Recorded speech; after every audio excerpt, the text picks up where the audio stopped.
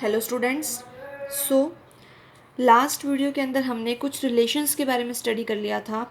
Relation between the molality and the mole fraction, और एक आपने रिलेशनशिप देखा था मोलैलिटी और मोल फ्रैक्शन के बीच में।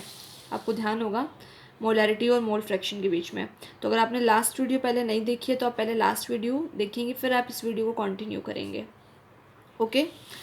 सो इसके बेसिस पर मैंने आपको न्यूमेरिकल नहीं करवाया था on the basis of your molality and the mole fraction. तो पहले हम एक न्यूमेरिकल देखने वाले हैं इस बेसिस पर, क्योंकि मैं आपकी कंसंट्रेशन टर्म्स के साथ साथ ही न्यूमेरिकल कवर करवाती हुई चल रही हूँ। जैसे कि आपने देखा होगा कि हमने स्टार्टिंग से न्यूमेरिकल साथ साथ हम लेके चल रहे हैं ताकि आपको कॉन्सेप्ट क्लियर होता जाए। तो ये आपका रिलेशनशिप निकला था मोलैलिटी और मोल फ्रैक्शन का। small m is your molality which is equal to mole fraction of solute by 1 minus mole fraction of solute into m1 हमने किसके लिए लिया था हमेशा सोलवेंट के लिए, और 2 किसके लिए लिया था सोल्यूट के लिए। तो ये हो गया था हमारा molecular mass of solvent multiplied with your 1000। ये आपका रिलेशनशिप निकला था। तो अगर आपने नहीं देखी वीडियो तो आप पहले लास्ट वाली वीडियो देख के आप ये रिलेशनशिप कैसे हमने डेराइव किया था ये आप समझ सकते हैं। ठीक है। तो उसके बाद हम इस रिलेशन के बेस पर एक न्यूमेरिकल करते हैं। ठीक है, देखिए। Calculate the mole fraction of ammonia in a 3.00 small m लिखा है। जब भी स्मॉल m लिखा हो ना तो समझ आना वो मोलैलिटी की बात हो रही है। ठीक है। Solution of ammonia in the water. ठीक है, आपको निकालना है कि मोल फ्रैक्शन कैलकुलेट करना है अमोनिया का। अब आपको वही रिलेशनशिप पुट करना है जो अभी मैंने आपको लास्ट बताया कि m is equal to x2 by 1 minus x2 into m1 multiplied with your 1000। अब देखो कि मोलैलिटी कितनी गिवन है, 3। यस, 3 गिवन है आपको मोलैलिटी, है ना। अब देखो तो क्या हो जाएगा x2 by 1 minus x2 into 1000 bye m1। m1 क्या होता है molecular mass of solvent. Solvent क्या है water, solvent is your water. तो H2O हाइड्रोजन का कितना हो जाएगा 2 हो जाएगा। हाइड्रोजन का एक हाइड्रोजन का बना होता है तो 2 हाइड्रोजन का मास कितना हो जाएगा 2 हो जाएगा, प्लस ऑक्सीजन का 16 तो 2 plus 16 that will be equal to 18। तो यहाँ पर क्या आ जाएगा 18 आ जाएगा। तो 3 is equal to x2 by 1 minus x2 into 1000 by 18। So x2 will be equal to, वैसे आपका x2 किसके इक्वल होता है W2 बाई M2 के इक्वल होता है, लेकिन ये हमें यहाँ पे इसका कोई नीड नहीं है। तो हम वैसे मैंने आपको बता दिया यहाँ पर कि x2 W2 बाई M2 के इक्वल होता है, बट नो नीड, इसकी ज़रूरत नहीं है कि हम इस रिलेशनशिप से मोल फ्रैक्शन हम निकाल सकते हैं। अगर हमारे को गिवन वेट दिया होता तो हम बोलते कि हमारे को नीड है इस इक्वेशन की। अब देखो इसको आगे सॉल्व तो फर्दर कर ही सकते हो आप। तो क्या बन जाएगा 54, 18 3 ज़ा 54 into 1 minus x2 is equal to x2 into 1000। ये आप इसको खोले ब्रैकेट को ओपन करिए, 54 minus 54 x2 is equal to 1000 x2। तो यहाँ से x2 की वैल्यू एट लास्ट आपकी आ जाएगी 0.0514 आ जाएगी। ये आपने क्या निकाल लिया मोल फ्रैक्शन ऑफ सोल्यूट निकाल लिया, और सोल्यूट यहाँ पे आपका क्या है अमोनिया। सोल्यूट क्या है अमोनिया। क्लियर है आपको इतना, बस कुछ नहीं करना। सिंपल मोलैलिटी की इक्वेशन और मोल फ्रैक्शन के साथ जो कंपेयर करती हुई इक्वेशन है वो आप उठाइए। उसके अंदर बस मोलैलिटी की वैल्यू आपको दी हुई थी, मोल फ्रैक्शन x2 आपको निकालना था, और m1 सोलवेंट आपको गिवन होगा, वाटर सोलवेंट हो तो उसका molecular mass you can easily calculate this. अब ऐसा ही है एक सिमिलर न्यूमेरिकल, इसका आप फटाफट से स्क्रीनशॉट ले लीजिए या आप इसको नोट कर लीजिए अपने नोटबुक के अंदर। बिल्कुल सिमिलर है, ऊपर जैसा ही है वैसा ही है बिल्कुल ये। What is the mole fraction of the solute in a 2.5 molal aqueous solution. ठीक है, 2.5 मोलल एक्वस सॉल्यूशन, ये आपको इसके अंदर कैलकुलेट आउट करना है। हो जाएगा ये आपका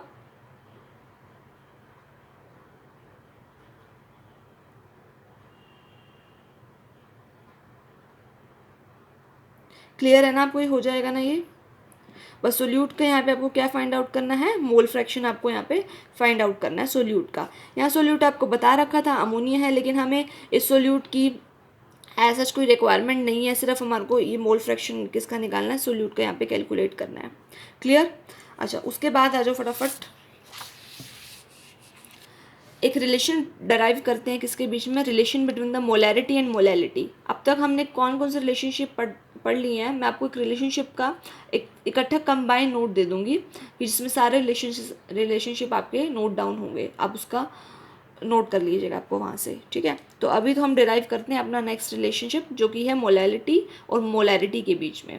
तो इसके लिए हमने क्या लिया, let us take 1 litre of the solution of the density d gram per centimetre cube and the molarity m। हमने क्या ले लिया, एक सोल्यूशन ले लिया, कितना का ले लिया, 1 लीटर का सोल्यूशन ले लिया, 1 लीटर का सोल्यूशन ले लिया, उसकी डेंसिटी कितनी बता रही हूँ मैं, d gram per centimetre cube बता रही हूँ, ठीक है।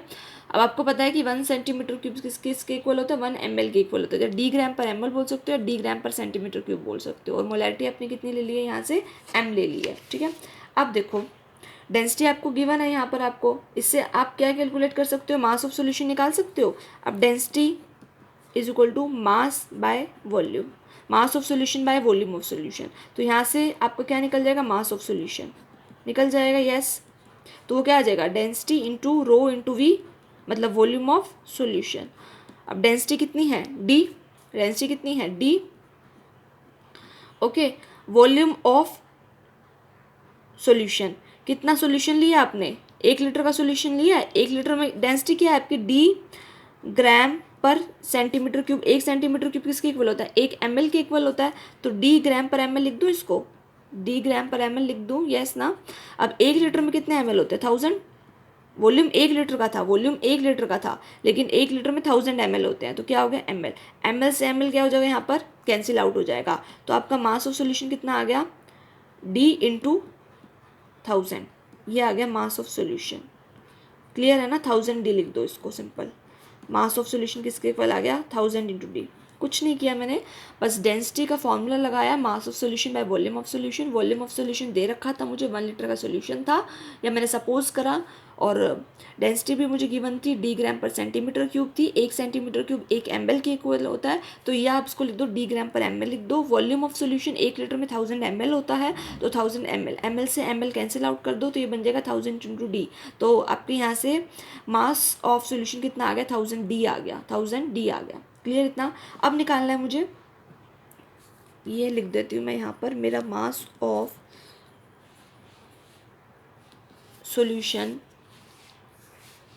इज इक्वल्स टू कितना आ गया, 1000 टी आ गया, ठीक है। अब निकालूंगी मैं मास ऑफ सोल्यूट डिजॉल्व, कितना सोल्यूट का मास डिजॉल्व होगा, मास ऑफ सोल्यूट डिजॉल्व, ठीक है। क्योंकि मैं यहाँ पर इक्वेशन जो लगाने वाली हूँ ना, वो किसकी लगाने वाली हूँ, मोलैलिटी की इक्वेशन लगाने वाली हूँ। मोलैलिटी की इक्वेशन होती है, आपको पता है, number of moles of solute, number of moles of solute by mass of solvent in gram multiplied with your 1000, ये इक्वेशन लगाने वाली हूँ। अब देखो मुझे क्या चाहिए, 2 चीज़ें चाहिए, एक तो मास ऑफ सॉल्वेंट चाहिए मुझे, और एक number of moles of solute चाहिए। तो यहाँ से मुझे आ जाएगी मोलैलिटी की इक्वेशन मेरी बन जाएगी। अब देखो मास ऑफ सोल्यूशन निकाल लिया, मास ऑफ सोल्यूट डिसॉल्व हम कैसे निकालेंगे।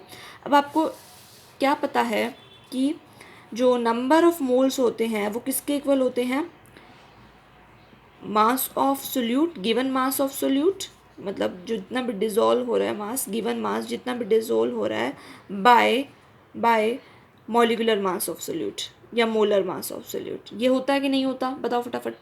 नंबर ऑफ मोल्स का फॉर्मूला आपको पता ही है कि मास ऑफ सोल्यूट डिज़ोल्व या given mass by molar mass, इतना होता है। अब देखो दूसरा आपको क्या पता है, मोलैरिटी के बारे में भी पता है आपको, कैपिटल है। मोलैरिटी क्या होती है, number of moles of solute dissolved, number of moles of solute dissolved by volume of solution in litre, volume of solution in litre. अगर ये ml में होता है तो किससे मल्टीप्लाई करते हो, 1000 से मल्टीप्लाई करते हो। अब volume of solution in litre, बताओ मुझे, volume of solution in litre, कितना लीटर सोल्यूशन दे रखा है, 1 लीटर दे रखा है, यस ना। तो क्या कर दूँ, वॉल्यूम ऑफ सोल्यूशन लीटर को कर दूँ, 1 लीटर कर दूँ, तो यहाँ से m किसके इक्वल आ जाएगा, number of moles of solute के इक्वल आ जाएगा, number of moles of solute के इक्वल आ जाएगा, यस और नो। तो मोलैरिटी किसके इक्वल आ गई, number of moles of solute के इक्वल आ गई। मतलब ये जो m है वो इस n के इक्वल हो गया, m किसके इक्वल हो गया, इस n के इक्वल हो गया, ठीक है। क्लियर आपको। तो m यहाँ से किसके इक्वल हो गया, n के, m किसके इक्वल हो गया, n के। अब यहाँ पर n की जगह m रख दूँ,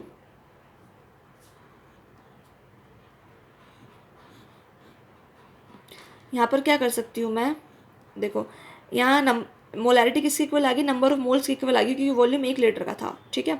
तो n की जगह यहाँ पर m रख दूँ, m is equal to mass of solute given mass of solute.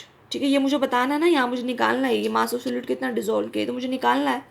तो given mass of solute dissolve, given mass by molar mass लिख लो इसको m2, क्योंकि जो सोल्यूट का जनरली उसको हम 2 से बता रहे हैं, जितनी भी हमने पीछे में करी वो भी हम 2 से बता रहे हैं। तो ये क्या हो गया m2। तो गिवन मास कितना आ गया यहाँ से, गिवन मास किसके इक्वल आ गया, m2 के इक्वल आ गया। क्लियर है या नहीं आपको इतना, गिवन मास किसके इक्वल आ गया, m2 के इक्वल आ गया। फिर से बताती हूँ यहाँ पे क्या किया कि number of moles of solute का फॉर्मूला लगाया, वो किसके इक्वल होता है, मास ऑफ सोल्यूट डिजॉल्व या given mass of solute bye it's molecular mass.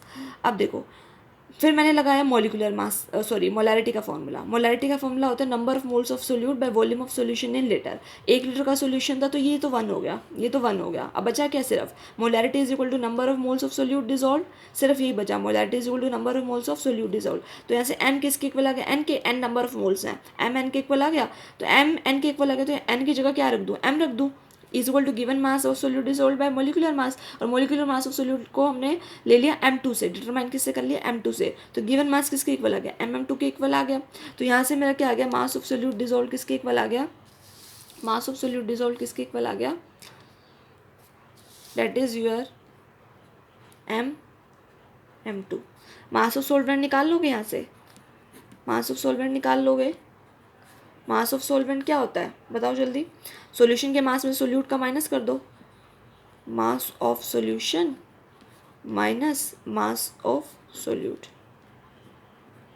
हो जाएगा ना। मास of solution 1000 into D, mass of solute कितना है m2। m मोलैरिटी है, ध्यान रखना, m is your molarity, m is your molarity का ये मत समझ लेना, ये था मास ऑफ सोल्यूशन, ये हमारे जो नीचे थी ये मोलैरिटी है, ये मोलैरिटी के लिए, मास ऑफ सोल्यूशन के लिए है। तो यहाँ से इतना आ गया हमारा 1000 d minus m2। Clear.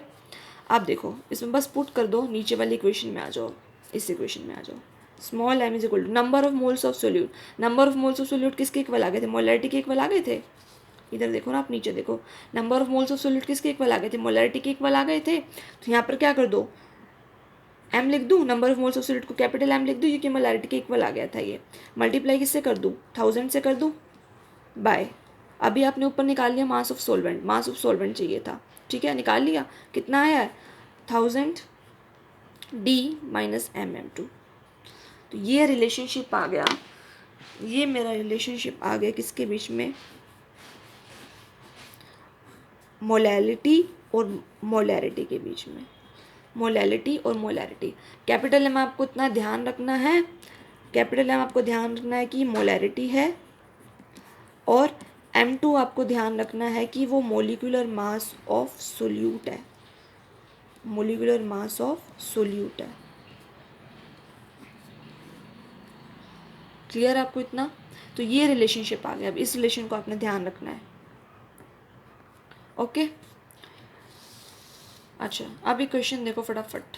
Out of molarity and molality, capital M हमेशा ध्यान रखना मोलैरिटी होगी और स्मॉल एम ध्यान रखना मोलैलिटी होगी। तो out of molarity and molality which is better, कौन सा इसमें से बेटर होने वाला है। देखो कौन सा बेटर होने वाला है, इसके अंदर मोलैलिटी बेटर होने वाली। क्यों बेटर होने वाली है, क्योंकि आपको पता है मोलैलिटी किस पे डिपेंड करती है, मोलैलिटी किस पे डिपेंड करती है, मास ऑफ सोलवेंट पे डिपेंड करती है। किस पे डिपेंड करती है, मास ऑफ सोलवेंट पे। और मोलैरिटी किस पे डिपेंड करती है, mass of volume of solution पे, sorry, molarity volume of solution पे डिपेंड करती है, मोलैलिटी मास ऑफ सोलवेंट पे डिपेंड करती है। और आपको पता है कि वॉल्यूम टेम्परेचर के साथ चेंज होता है, तो मोलैरिटी टेम्परेचर के साथ क्या होगी, चेंज होगी। और जो मोलैलिटी है उसमें मास ऑफ सोलवेंट है, और मास ऑफ सोलवेंट टेम्परेचर के साथ चेंज नहीं होता, ठीक है। तो इसमें मोलैलिटी भी चेंज नहीं होगी, इसलिए हम क्या बेटर बता रहे हैं, मोलैलिटी को बेटर बता रहे हैं। So molality is better because it depends upon mass of solvent. ये किस पे डिपेंड करती है, मास ऑफ सोलवेंट पे डिपेंड करती है, which remains constant at the different temperature, जो कांस्टेंट रहता है डिफरेंट टेम्परेचर पे। लेकिन जो मोलैरिटी है कैपिटल एम, वो किस पे डिपेंड करती है, वॉल्यूम पे। आपको फॉर्मूला पता ही होगा, मोलैरिटी किस पे डिपेंड करती है, वॉल्यूम पे। वो किसके साथ चेंज होता है, टेम्परेचर के साथ चेंज हो जाता है। जब हमने स्टार्टिंग करी थी कंसंट्रेशन टर्म की, तो मैंने आपको बताया था कि जो मोलैरिटी है वो वॉल्यूम रिलेटेड टर्म है, और जो मोलैलिटी है वो मास रिलेटेड टर्म है। ठीक है, मतलब टेम्परेचर डिपेंडेंट होगी वॉल्यूम रिलेटेड टर्म्स, और मास रिलेटेड क्या होती है, टेम्परेचर इंडिपेंडेंट होती है। तो ये तो हमारी क्या है, टेम्परेचर इंडिपेंडेंट, जो टेम्परेचर के साथ चेंज नहीं होने वाली, और ये टेम्परेचर के साथ चेंज होने वाली है। इसलिए कौन बेटर हुई, मोलैलिटी बेटर हुई। ठीक है, अब ये एक क्वेश्चन मैंने आपका किससे लिया, एनसीईआरटी से लिया है। So easy question. अब आप कोई भी न्यूमेरिकल उठा लेना अपनी बुक में से, एनसीईआरटी की बुक में से, यहाँ तक के टॉपिक से आप इजीली कोई भी न्यूमेरिकल्स कर सकते हो।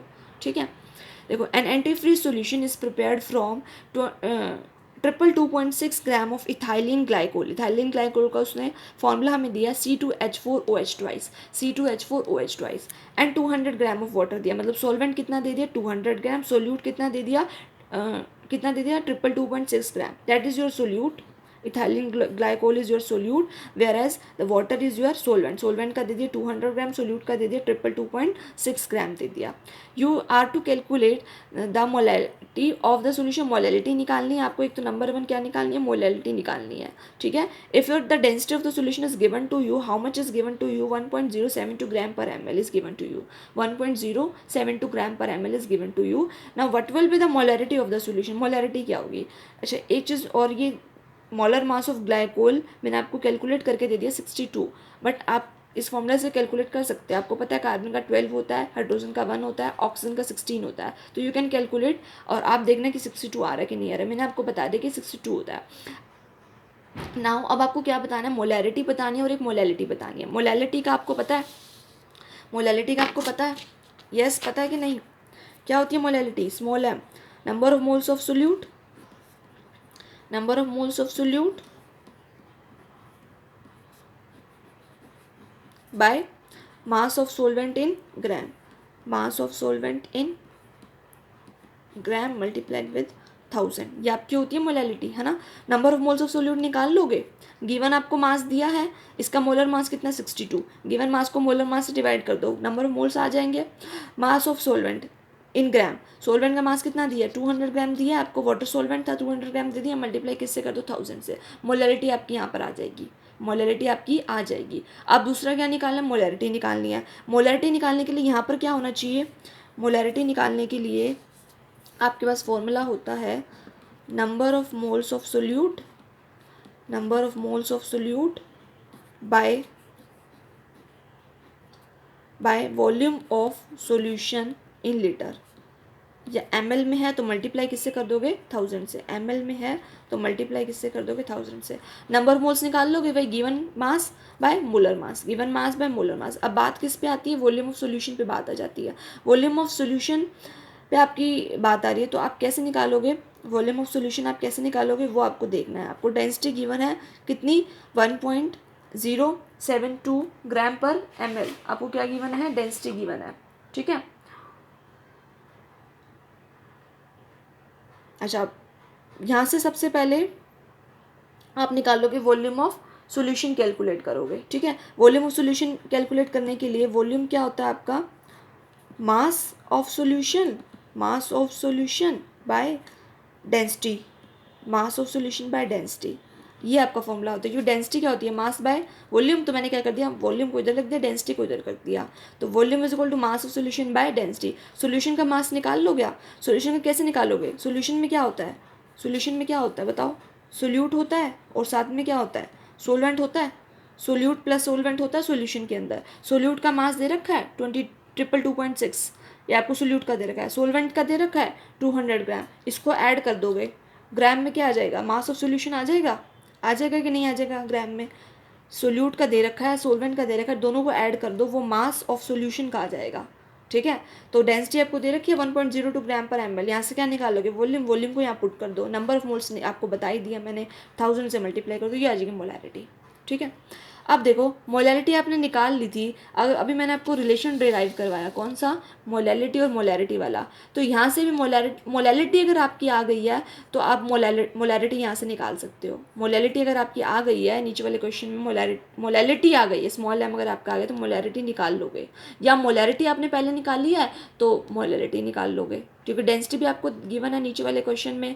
मोलिकुलर मास ऑफ सोल्यूट मैंने आपको बता दी 62 है, और कैपिटल एम आपको मोलैरिटी है यहाँ पे। तो इस रिलेशन को या तो यूज़ कर लो, या नीचे जो मैंने आपको अलग अलग तरीके से दोनों बताया कि मोलैरिटी भी निकाल लोगे और मोलैरिटी भी निकालोगे, या ऐसे निकाल लो।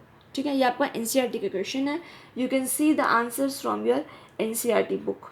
ठीक है, आप आंसर देख सकते हैं अपनी एनसीईआरटी बुक में से दोनों का।